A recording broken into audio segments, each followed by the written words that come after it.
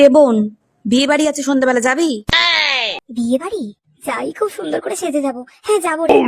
ঠিক আছে, একদম 7টার সময় রেডি হয়ে থাকবি, 1 মিনিটও যেন দেরি না হয়, বলে দিলাম কিন্তু। ঠিক আছে। ঠিক আছে। কি মজা, আমি দিদির থেকেও সুন্দর করে সাজবো। আরে দিদি আমাকে দেখে জ্বলে পুরো শেষ হয়ে যায়। কি রে বোন, হয়েছে? হ্যাঁ এই তো আসছি। হ্যাঁ,